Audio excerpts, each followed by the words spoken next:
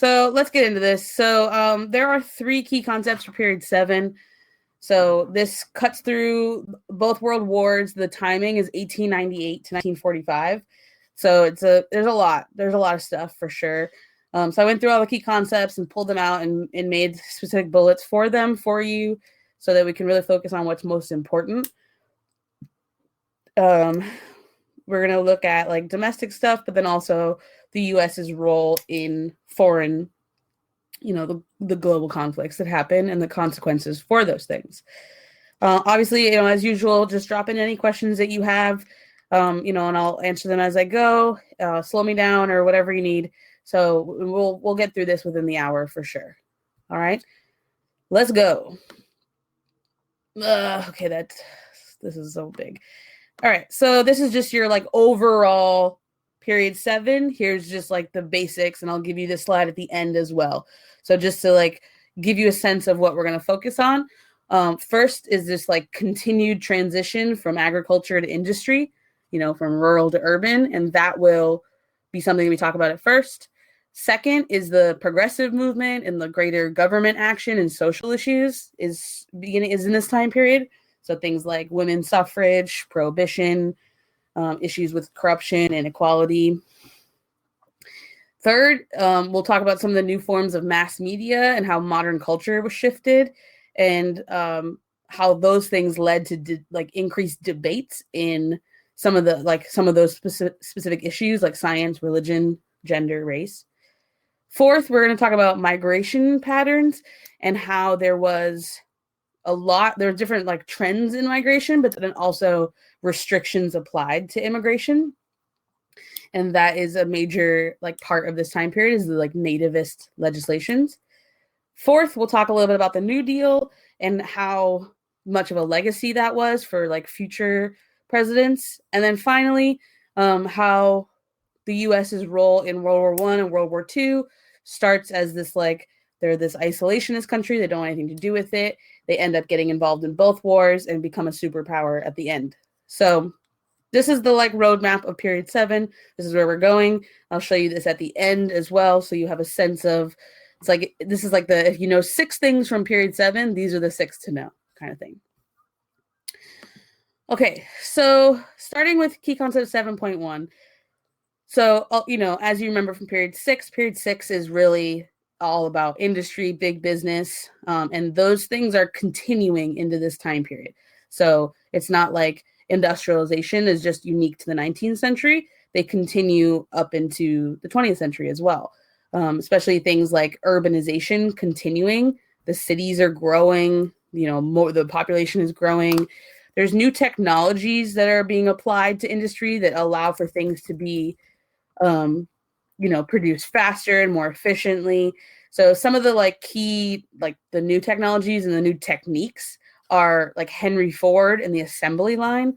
And Henry Ford is a really important figure because the assembly line, he makes the automobile actually much because of the assembly line, they can produce more things quicker. And so the cost that he's actually charging for an automobile is much cheaper than some of the other ones that were at that time, which makes cars accessible for people. They can actually afford them. So a lot more people will start to own cars in this time period because they're affordable. Second, he actually pays his workers relatively stable wages. They get $5 a day, which for us seems like nothing, but for that time period was a good salary. And then third is just I guess we already talked about the assembly line. Taylorism is another theory of economic productivity, and it just kind of looks at workflows and trying to make things as efficient as possible, applying science to engineering, to the process of actually production. So those are your big things there. Other key thing to know about Henry Ford is that he was a Nazi sympathizer and a raging anti-Semitic. So, thank you for the car and for assembly lines, but, no thank you to everything else. Yeah. Yeah, he loved the Nazis. He was all about them. So here's a picture of the assembly line. So it's just people, you get really, you get really specialized in like the one task you're doing, and so you can do a lot more of them every day. And so a lot more was produced, and a lot more was accessible to people because of this. Okay, within the United States, there's a lot of migrations happening, especially like in the 1920s. But in the 1920s, the majority of the United States population lived in cities. That's the first time that was ever true. And part of that is like the Great Migration. So to just show you a map of this. So the Great Migration is the migration of African Americans from the South up to northern and western cities. So, you know, in the whole process, this happens in the 20th century. This is after, you know, quite a bit after the Civil War. But at this point, the opportunities in the North are a lot more. And so you get the like hopes of there not being like racism in the North, right? The hopes of there being more opportunity and there being less danger. And, you know, of course, the African Americans that move up to the North are going to find that racism is alive and well in the North, just like it had been in the South, although there isn't like as many like lynchings that happen in the North, but they do still happen. And so a lot of, you see like a huge change in the demographics of any of the cities that are kind of listed up top, you know, New York, Cleveland, Detroit, Chicago, Oakland, LA. A lot of those cities have what they call race riots in this time period as well. And part of that is because of the like massive, like quick, rapid shifts in demographics, and because the people in those cities are racist too. But calling them race riots is actually like not super accurate, because a race riot would assume that both sides are rioting, and that's not necessarily the case. So like some of the riots that happen are much more like actual like white attacks on Black communities, and so that's not a race riot. That's more of like a point of like terrorism almost.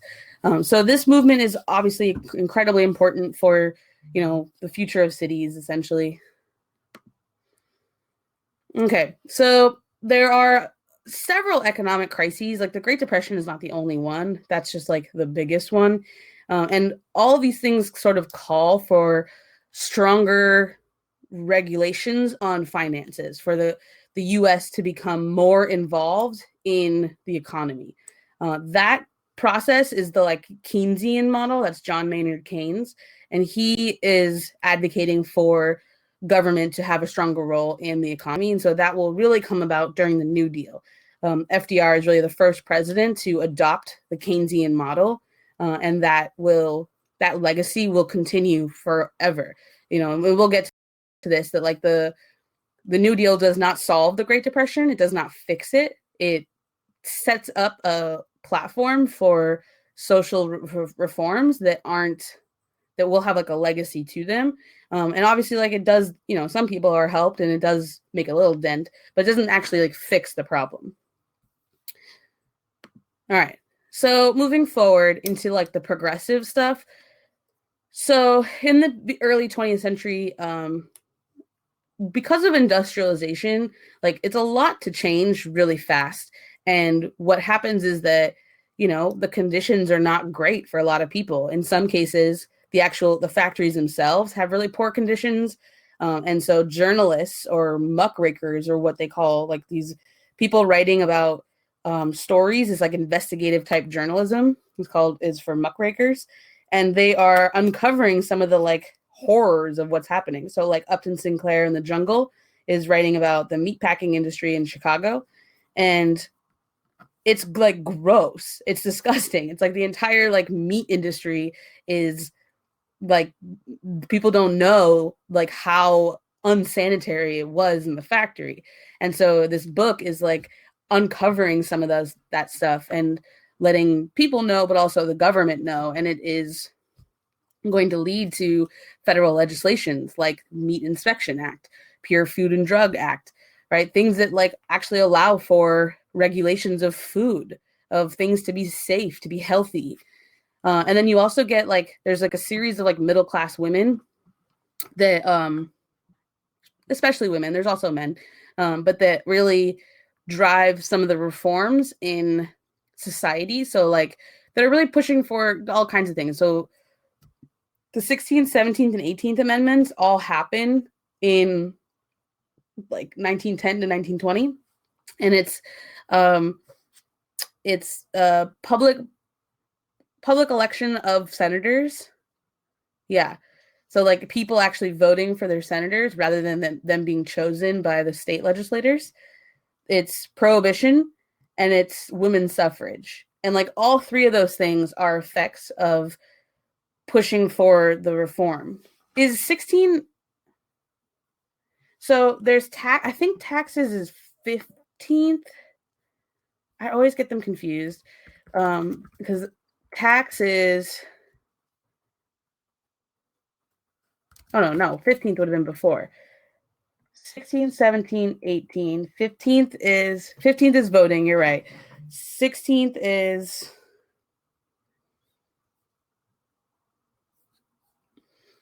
no, 9. Oh. Dang, where's the Senate one? Maybe that's 20th. So 16th Amendment was 16th Amendment was income tax. 17th Amendment was, is 19th Amendment suffrage? Yep, okay. So that should say 16 to 19. So 16 is taxes, 17 is senator, 18 is prohibition, 19 is women's suffrage. That's 4 things in a row that are progressive. There we go. I know. I did like trivia.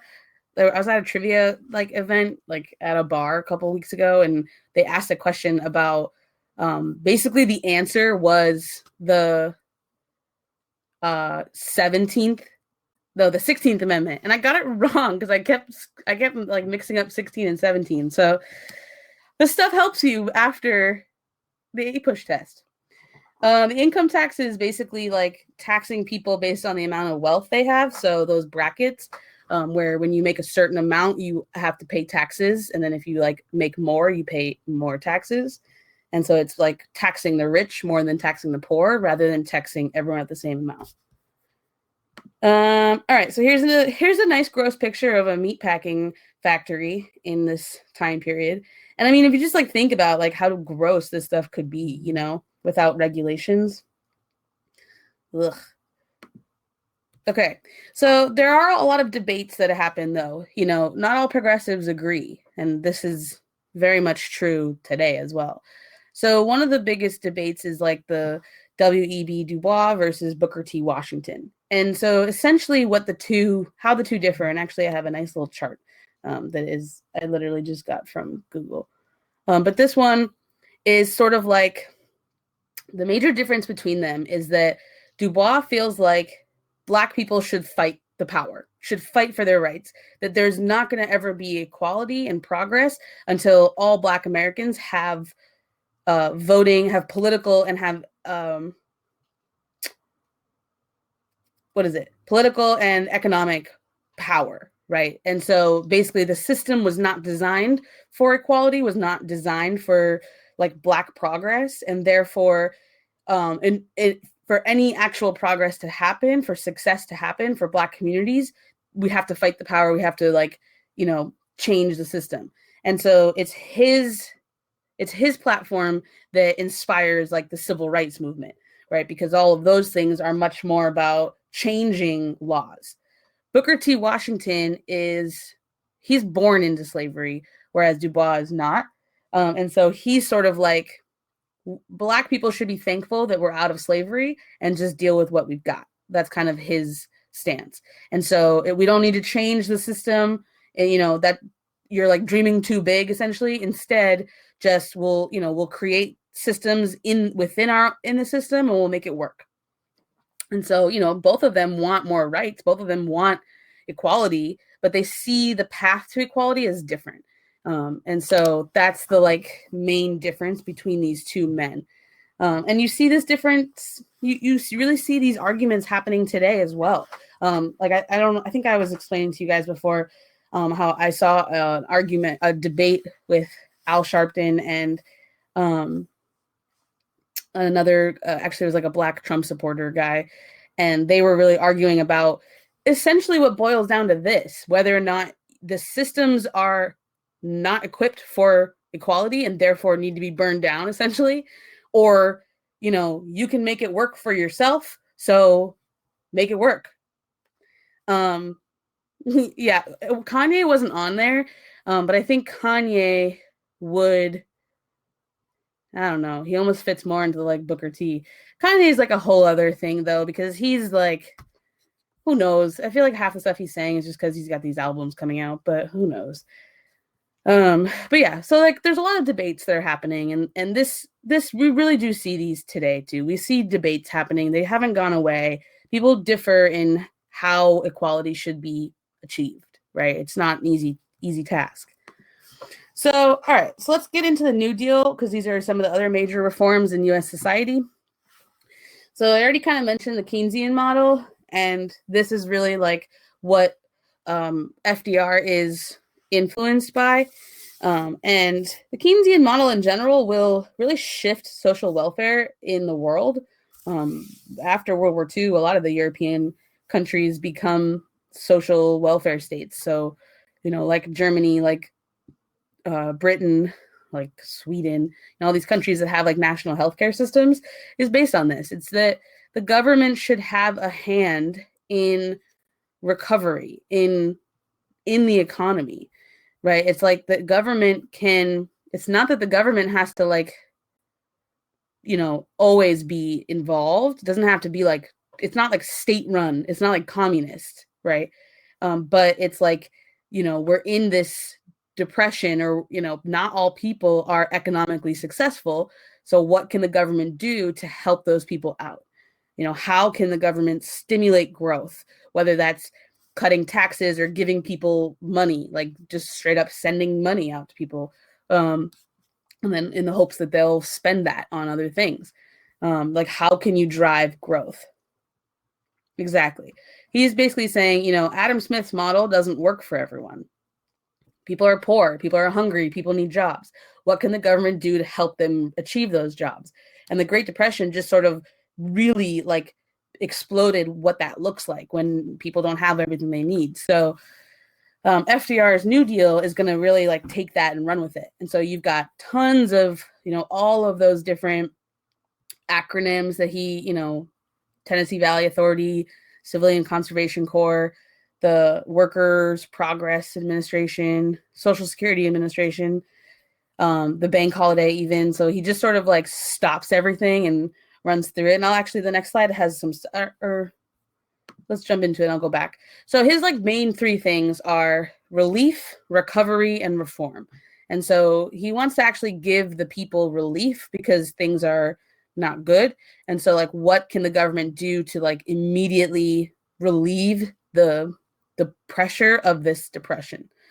And so like all the ones in green are helping to get people back to work, helping to make sure that bank accounts don't plummet, helping to make sure that people get food, get access to this like basic needs.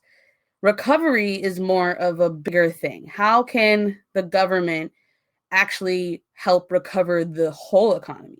So it's not just about giving people jobs, it's more about fixing the systems, fixing the, you know, the actual like costs of things. And then reform would be, what can we do to make sure this never happens again? So like the Securities Exchange Act would be a big piece of that, where, you know, it like protects you, it protects your money, it protects what's going on. Social Security, same thing, because you're paying into this program that will give you money later, and so that will help reform the society.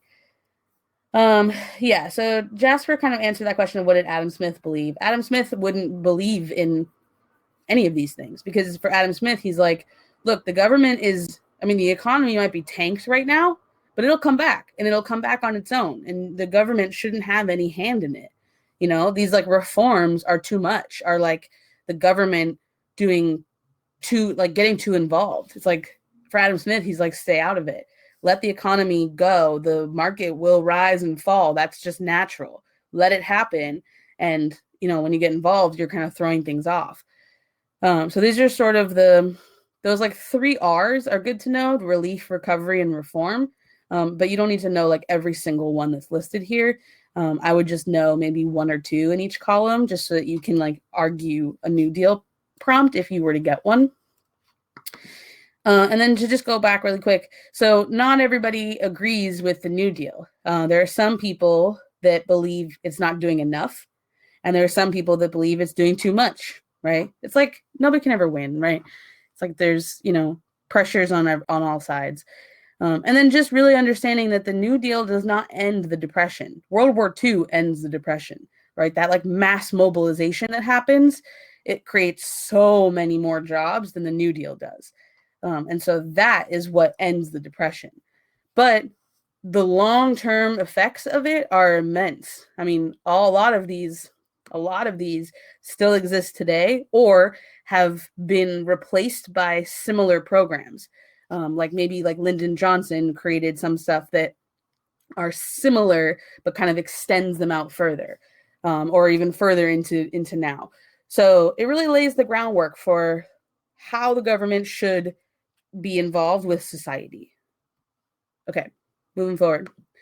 So 7.2. Huey Long was the populist. I believe that he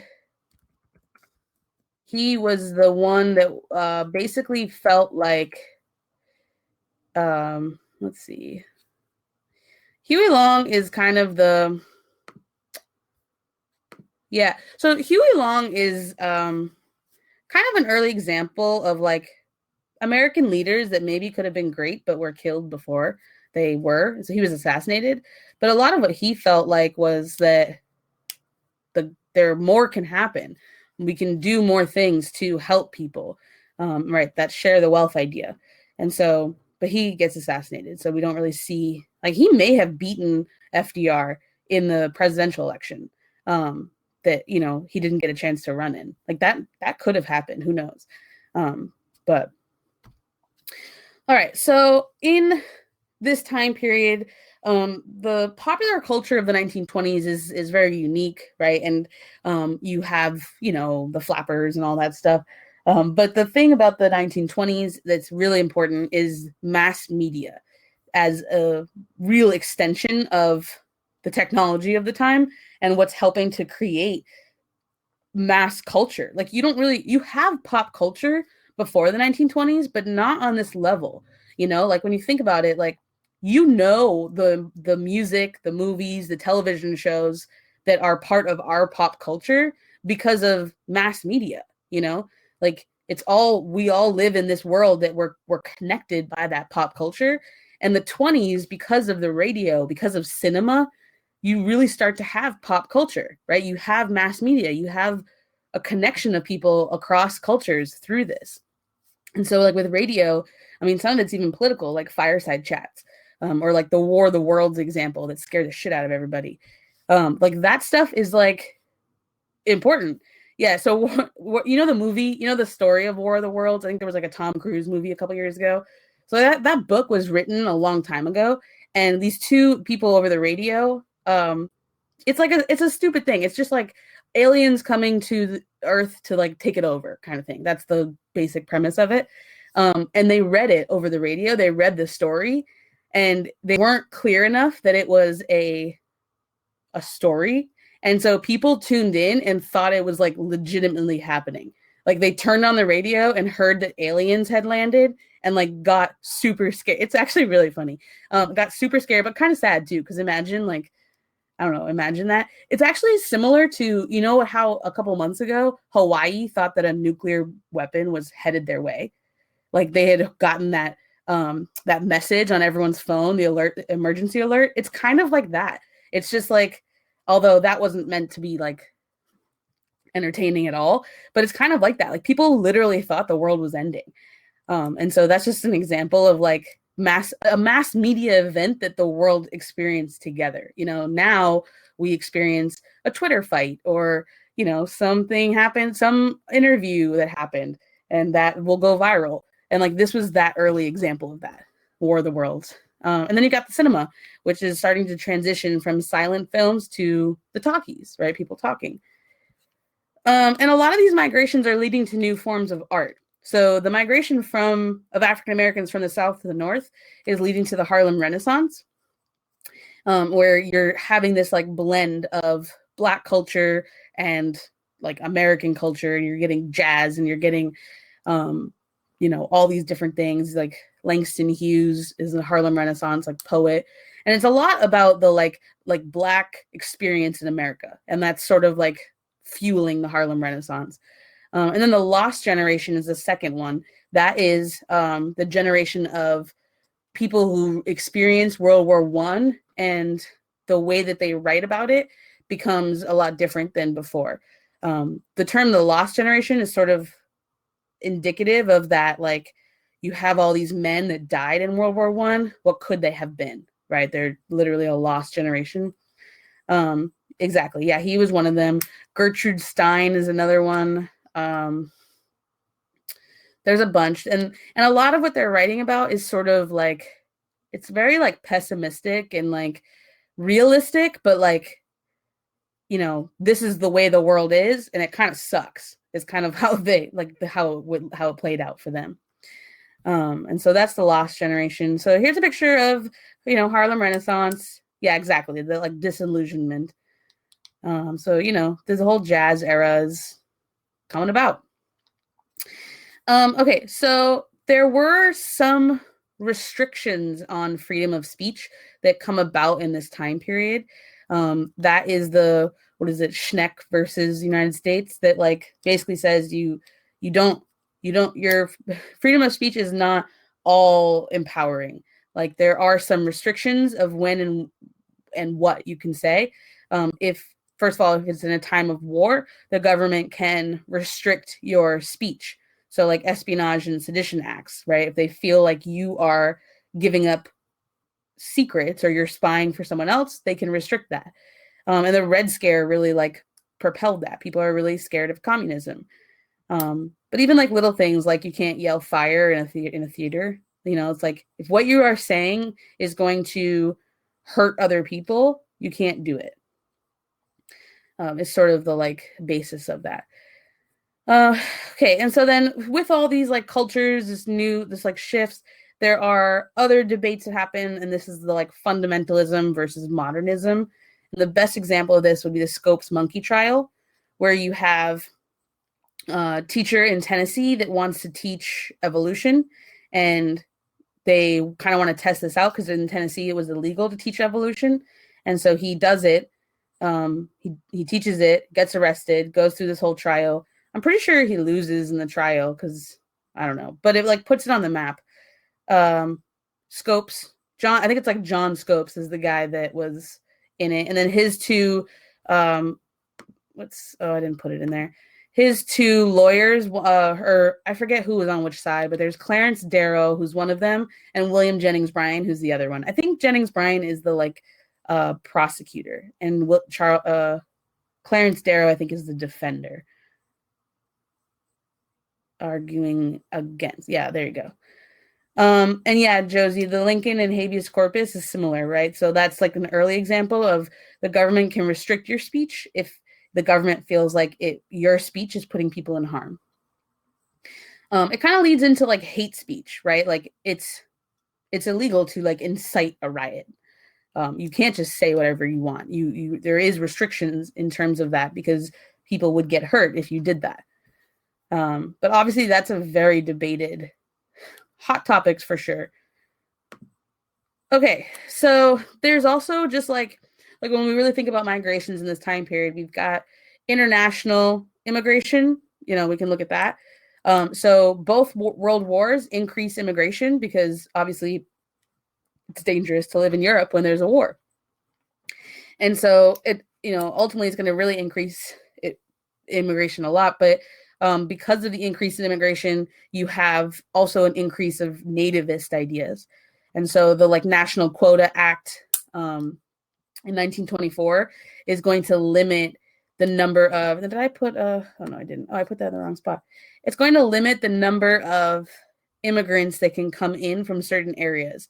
So basically what they do in 1924 is they take the immigrant numbers from, I think it was like 1890, and they decide on whatever the like percent of immigration was then. So if a certain, out of all the immigrants that came in, this percentage came in from Eastern Europe, they kind of like used those numbers in 1924. And so they created these quotas. So only certain number of people from each region could come into the country. And obviously there's like a lot of problems with that. But what the biggest problem is actually when I think they moved it back to like 1880 or 1870 using numbers from then. And so when you think about it, the actual like the patterns of immigration change. So first of all, if you use numbers if you're looking at Asian immigrants, Chinese immigrants in 1890, there's going to be far less than there were before because of the Exclusion Act. So it's not really fair if you, right, exactly. So if you use numbers that are not indicative of the present, you're not even like considering who needs to come in and why. Yeah, so there's like two. There's one in 1921 and there's one in 1924. And it's just limiting the number of people that can come in based on earlier numbers that are not, it's just kind of ridiculous. And so that is yeah, exactly. And also what that did, like why you would choose those numbers is because they are specifically worried about communists coming in, right? Because that's the Red Scare. So, and they know that Eastern Europe is closer to Russia. So the problem is they are finding ways to restrict immigration to limit those who they don't want to come in. So let's see. So the National Origins Act. So it's like so the National Immigration Act of 1924 is also called the National Origins Act. And this is where they do develop quotas. And there is one before it, the Emergency Quota Act of 1921. So 1921, they restricted immigration to 3% of foreign-born persons of each nationality from 1910. And then in 1924, they pushed it back to 1890. So right there, so you can see the difference. So in 1910, there's going to be a fair amount of Eastern Europeans coming into the US and far less in 1890. And so you're limiting it to that. Yeah, and it was only 3% of each nationality. So it said, let's see. After June 30th, 1927, total immigration from all countries would be limited to 150,000 persons. That's not a lot, you guys. That's just not a lot at all. And so that's just where they drew these lines. Were they the same thing? Yep, the Bolshevik Revolution is a big reason of that. This was from before. Okay, so domestically, there's also migration. So we talked about the Great Migration with African Americans escaping violence in the South, moving north, moving west. You also have the like Okies, so the people who are leaving the regions where the Dust Bowl was really affecting them. So, the Oklahoma area to California. So there's a big population in Northern California that are Okies that like come from that generation of migrants. And then there's also just like even more migrations to cities. So was Okies derogatory? I'm not sure. I've heard people refer to themselves as Okies, so I'm not sure if it's derogatory. Not that I know of. But after within World War I, and then after that, the factories, the mobilization, the industry was in the cities, and so people more and more moved to the cities for that opportunity. So 1920, the first time we have more than half the population in cities, and that's just going to keep on growing. I wonder what the numbers are today. I'm not sure how much of the U.S. population lives in cities. Kind of interesting. This is a nice little political cartoon that kind of shows, here's the Origins Act. So it's like all these people from Europe want to come into the U.S. and, they're just like limiting. So you see like Uncle Sam like adding this like gate. And so he's going to, apply the gate as soon as 3% the 3% numbers have been hit. I mean, that I would think that this is coming from either a European or a progressive, right? Someone who doesn't agree with these policies. It could have just been a question on that. I don't have the exact sourcing on this, so it would have been useful. But I just kind of like the way that this kind of visualized that process. All right, World Wars. So key concept 7.3 is U.S. imperialism, World War I, and World War II. So we're going to combine them all into one key concept and do far less than you probably think there is, because it's really not about knowing the wars globally. It's more about knowing America's involvement in them. So at the beginning of this time period, U.S. imperialism increases, and that can specifically be tied to the closing of the Western frontier. So basically, manifest destiny is the goal, and then they get there, they get to the West, and the frontier is closed, and so then immediately they start looking out overseas, and so that sort of drives the after the Spanish-American War, you've got the Philippines, you've got Guam, Puerto Rico. Yeah, it was Turner. Turner's thing was the closing of the frontier. Yeah. Exactly. And so after the Spanish-American War, it's the Philippines were a Spanish colony, and then the U.S. kind of has to decide what to do with them, and then they decide, we'll just take them. And so people can get behind that because of things like social Darwinism, the civilizing mission. They can get behind it because of the manifest destiny. So there's a lot of justifications for it. But really, the international Darwinism, I mean, it's just the idea of social Darwinism is applied everywhere.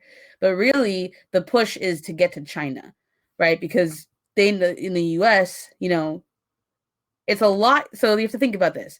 It's a lot easier to convince people that this is a good idea with easier justifications, we're helping them, it's our duty to help them, we're expanding.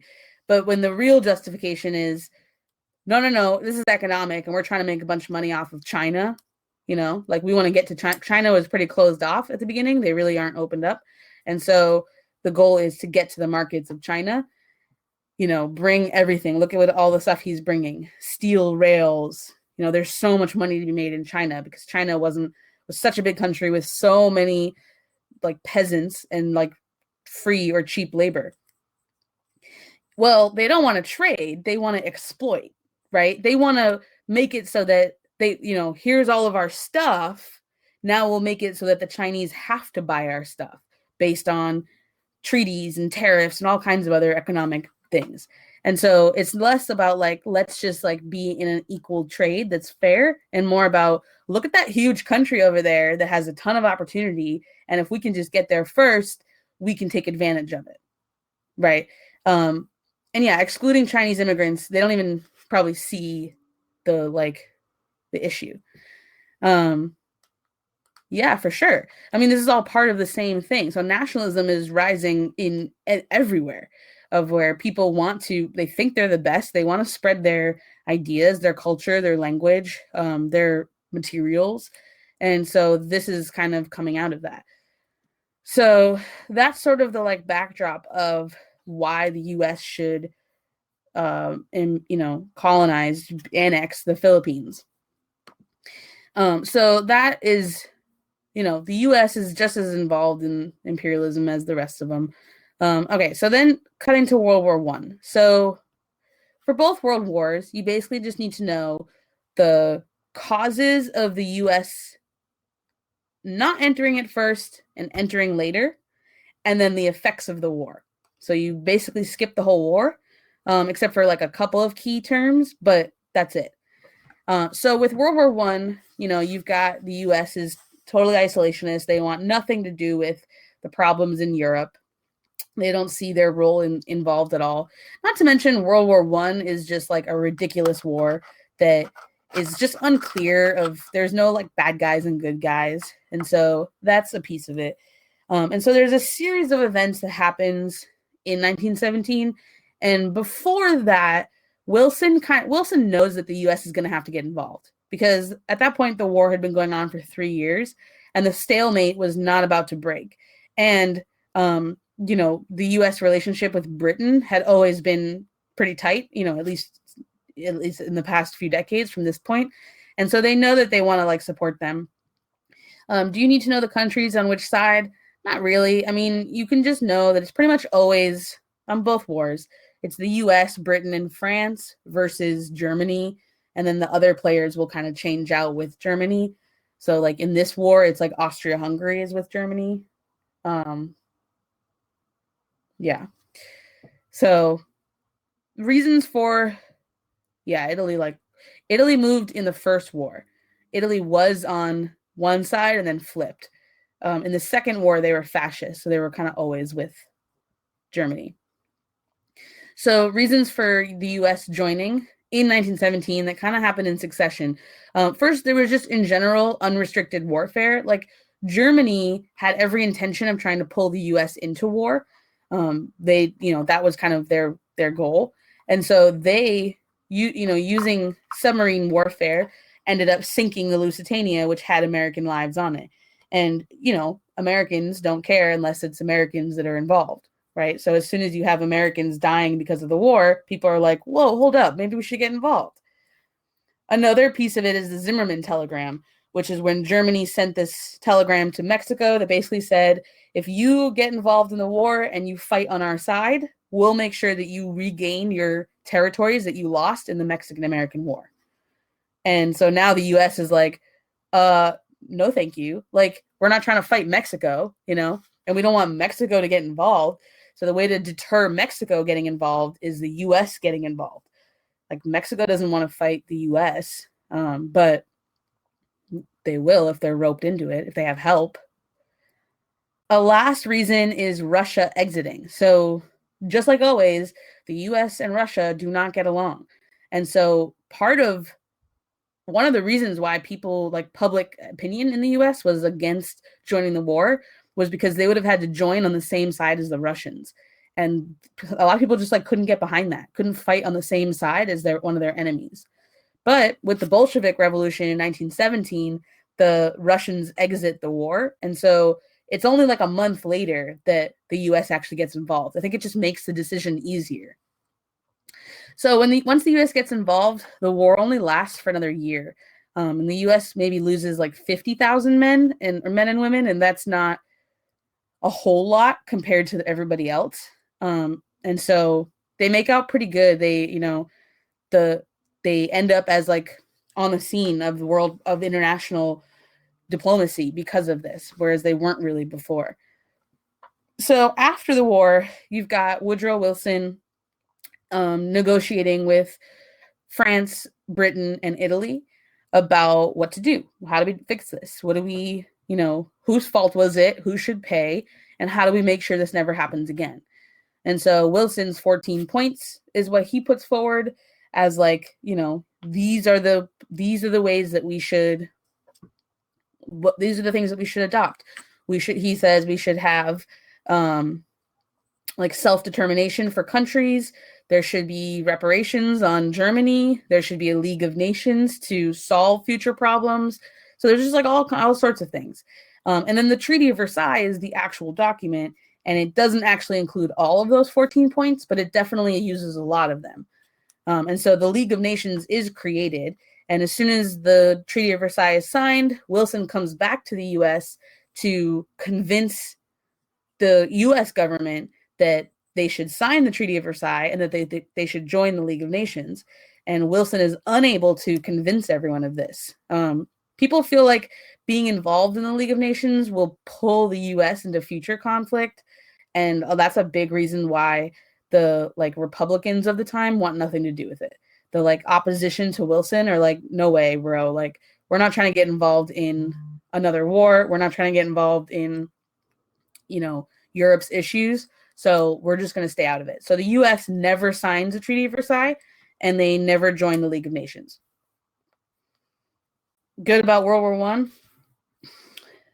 He was a Democrat, yeah. Okay, so that's World War One. So here's just like a nice little propaganda poster. It really is like mass mobilization is just a brand new concept. There was no total war before World War One. Where like, obviously like this one is appealing to women, to like, how can women get involved? Well, buy loans, buy these Liberty bonds, or Liberty loans. And so that the government made a lot of money off these things. That, the way that bonds work is like, you buy it, let's say you buy a $20 bond, the government gets your $20 right away, and then they'll pay you back over time. There's a certain interest on it that you'll earn. And so after a while, you'll make back the full amount, and then you'll even gain more from it. So it's like, it's not a great investment. You don't make a lot, and it takes a long time. But it's good for war because you need money right away. And so you just kind of ask for it and you say, okay, you give me $20 now, I'll pay you back slowly over time. All right, so that's just one example. Isn't there inflation also? Well, yeah, but the idea with a bond is that you would have, you would be but you would be getting a certain percentage every year back. And it really is like, bonds are like, it's like, I think I got a bunch of bonds when I was born. Like that was something that people give like family members. Like you can buy a bond. And so let's say I got an $100 bond when I was born. I think I cashed it in when I was like 25, and I think I got $125 from it. So it's like, you don't really make a lot of money. The purpose of a bond isn't really to make a lot of money, but you're sort of investing in something. And so you do eventually make some back, but it's really not, you don't buy a bond because you're trying to make money. You buy, or like a war bond, you buy a bond because you are investing in the war, but you will be reimbursed. So World War II. So throughout the 20s and 30s, the US is still isolationist. They don't want anything to do with what's going on in Europe. And especially after the Great Depression, they're like, we got to deal with our own stuff. Yeah, that's true. You do have to deal with that. But after the Great Depression, the U.S. is like, we have our own issues. We can't focus on a war. We need to focus on the stuff going on at home. However, it is pretty clear, just like with World War I, that the war was going to be inevitable. And then this time it's different because you have the like good versus evil, right? So here's some, actually, what I really wanted to show you is this, and then I'll go back. But basically it's like, these ideas of the four freedoms kind of encapsulate this. You don't see this before World War One. In World War One, it's like, we can make the world like safe for democracy. But in World War II, it's like, you'll literally lose all your rights if you don't get behind this war, right? So the four freedoms are like freedom of speech, freedom of worship, so being able to practice any religion you want, freedom from want, and then freedom from fear. It's like being able to do whatever you want when you want it. And these freedoms are in danger because of the war, right? Like they know that, at least with looking at Germany, Nazi Germany isn't going to quit. They're not going to get to the U.S. if they ever get to the U.S. If they get Britain, if they get the rest of Europe, they're coming, and that's going to happen. And then they're going to encroach on your freedoms. And so, this is sort of like the propaganda, right? You've got even just like the use of Mickey, the use of the like anti-German, anti-Japanese, all of it. Like people didn't even want, look at that. The four freedoms are not in their vocabulary. So like that one on the left has Japan, Germany, and Italy. And the whole thing is like, don't speak their language, speak American, which is ridiculous. But, the other one is like, they're listening. They might be listening. They might be spying on us. So we have to make sure to protect ourselves. These are just like insane. You can find actually some really racist stuff. Like if you look up, what is it? There's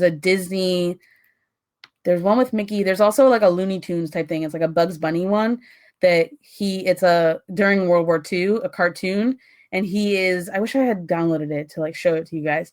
He is sort of they're doing a whole like bit about the Japanese, and it's like insane. I think it's Daffy Duck actually. And it's like you watch it and you're just like, this is not okay. This is a cartoon for kids. But it's pretty intense. So, okay, so obviously it's after yeah, Donald Duck. Oh, cool. There we go. Yeah, it's just like crazy. So because Americans saw World War II as this battle between good versus evil, after Pearl Harbor, obviously right away that the public perception of joining the war is there. People, are very much okay with FDR declaring war. So he declares war on Japan, and in turn, because of Japan and Germany's alliance, Germany declares war on the US, and then everybody's involved. So America gets involved in the war. Mass mobilization is what ends the Great Depression and really has an effect on minorities. So you do have more opportunities for women. So like Rosie the Riveter, you've got more opportunities and then also more conflict for African Americans. So, for example, the factories that are being built in the northern cities to help mobilize for the war are employing African Americans. So that's good. But the like demographic change in Detroit leads to a riot. And so there's also conflict. And then you're going to start to see some of the civil rights organizations like CORE are actually like they start in this time period. And then, another major piece of this too is Japanese internment. So, on the West Coast in California, there's a real fear of Japan, of anyone of Japanese descent. And so they were sort of rounded up and moved to these internment camps. And Korematsu versus US, this was one of the Japanese who was interned, and he sued the United States for this entire thing being unconstitutional, and he lost. It was ruled constitutional in an effort to protect US citizens, essentially. Way later, I think it's in Clinton's presidency, that decision is overturned, and they've decided to give like reparations to pay money back to anyone who was still alive and was interned. But I would argue that like it's kind of too little, too late, right? So like by the 90s, anyone who's still alive will get some money. Like, come on. So here's an example of just like we've never had reparations with slavery. There's been like conversations about that. That's just a general debate of, should there be reparations for slavery? Should there be money paid back or some other version? Maybe you're not paying direct money. Maybe you're investing in education, investing in something else. But we haven't actually seen a plan like that. Well, reparations in general happen usually in wars where like the country has to pay them back. But here's this is just an example of this woman just being super racist and against Japanese. All right, well, whatever. It's cut off a little bit on my end. But so basically the quick like military victory. So why do the Allies win? The Allies, including the US. One is technology and science. So like the Manhattan Project, where they actually build the nuclear weapon. The guy behind that is Oppenheimer. And so actually getting the atomic bomb is a reason why they win. Military campaigns. So just having strong military campaigns in Europe and in Asia. The big ones would be D-Day. So this is just like the invasion of France in order to liberate France. So like landing on those beaches. And then as soon as that happens, that like really turns the tide of the war. You already have the Soviets coming in through the east, and now you have the Allies coming in through the west. And so eventually they will meet in Berlin, or they'll meet in the middle. And then you have island hopping in Asia. So the way to get to Japan was to kind of go island by island by island until you've gotten closer to Japan and liberated all these different Japanese colonies, or where the Japanese have expanded to. And that would be how. And then the last reason why the Allies win is their mobilization efforts. Just the sheer amount of service men and women that were shipped to Europe and to Asia. It's a lot of soldiers. And so just that amount of people helped to turn the tide in the war. It's just a lot of people. So post World War II, and we'll get into this more in period 8, but there's a couple of important things just in terms of like the right away efforts, are just that, you know, the ways that just like at the end of World War I, at the end of World War II, you have the leaders of the winning side.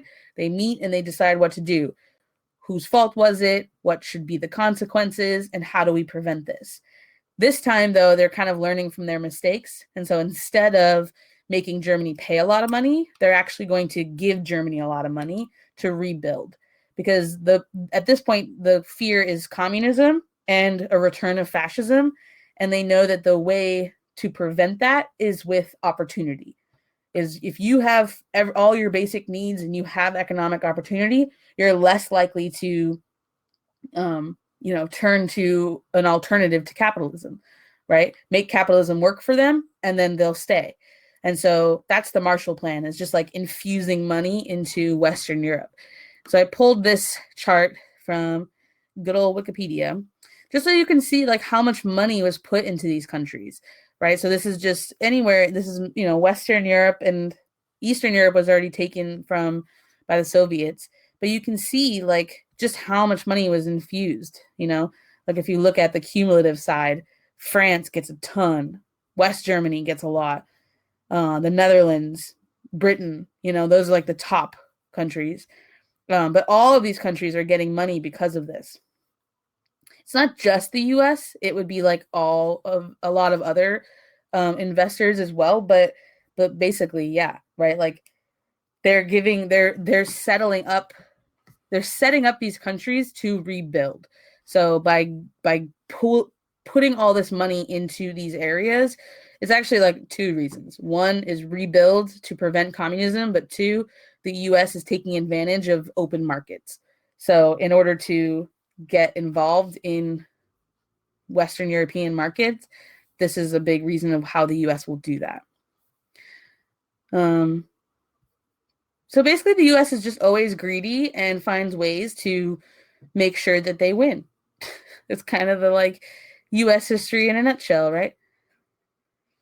All right, so back to that original slide where, this was our roadmap, right? So we're continuing the transition to an industry and urbanization. Progressivism is on the rise and is developing lots of new legislations and movements. Mass media is a big piece of this. Changes in migration, New Deal, and then, of course, the world wars. So, if you guys have any questions about let's see. If you guys have any questions about this time period, just let me know. How is 20s and 30s culture like? What do you mean? So, 20s culture is... Yeah, the 20s is all about the like jazz age and prohibition and organized crime and, lynchings. Was there progressivism? Yeah, but not as much, because in the 20s you have the like Republican presidents. And so there's just like, there's progressive movements, right? Like they don't go away. And the progressive movements are the ones that fueled women's suffrage, for example. And so they're still there. They're just, I think when we study the 20s, we just give it one title, like the Roaring Twenties. And so, yeah, the other stuff is still around. They just, I don't know. So, all right, any other questions about period 7? The 30s is just the shift in because of the Depression. So the 30s becomes even more progressive because as soon as people have to deal with things on their own, they're more likely to actually like be behind them. Short-term effects of the New Deal would have been I mean, there was relief, there was immediate relief. And I think the New Deal program does like stop it from getting worse, but doesn't necessarily fix it. If we were to get a DBQ/LEQ about migration in this time period, what could we synthesize it to? Great question. If you were to synthesize the migration between like African American migrations, I think that's happening after the Civil War as well. So that's one way that you could look at it. Yeah, you could look at the old versus new, right? So the new immigrants is this time period. So if you're looking at the international migrations, you could compare it to the earlier one migrations from Western Europe, right? The Irish, the Italians, and just talk about the like increased nativist policies, like the Know Nothing Party in the 19th century, and the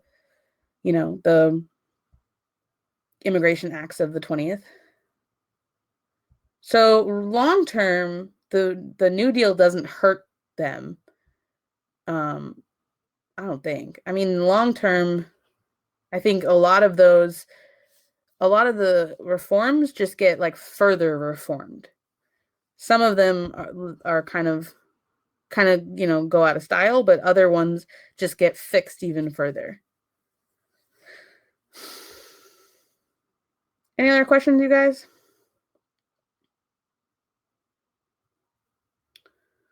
Dope. All right. All right, go for it. Type one thing you learned today at Jasper's request. Yes.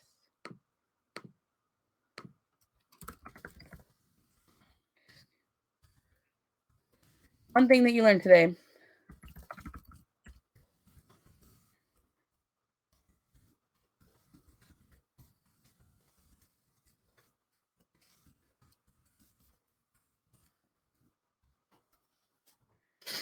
All right. Ford was a Nazi supporter. Yeah, super Nazi supporter. Actually, a lot of these companies were. I went to a Holocaust museum in Israel, not like the one. It was a smaller one, and it like they actually had a lot of the logos of the different companies that supported the Nazis. Like some of the big car companies across Europe too, like BMW. But there's a lot of big corporations in the U.S. that supported the Nazis. Domestic migrations was a problem as well as international. Yeah. National quota, National Origin Act are similar. Looney Tunes were racist. Yep. And Disney is super racist too. You can trace a lot of US history through Disney movies. If you think about like even like Aladdin was made during the like Operation Desert Storm, right? The Gulf War. And so there is like a anti Arab sentiment of it. And like Aladdin speaks with like a, Americanized, he doesn't have like an Arabic accent, even though he should. And all of the like bad guys have these like big beards and are all like dirty. So it's kind of crazy. That whole movie is crazy. Yeah, propaganda is always very direct. All right, sweet. So I'm going to be out. If you guys have any questions about anything, just email me and I will respond. And tomorrow we'll be live again at 6 and we'll do periods 8 and 9. Okay, we'll finish it up.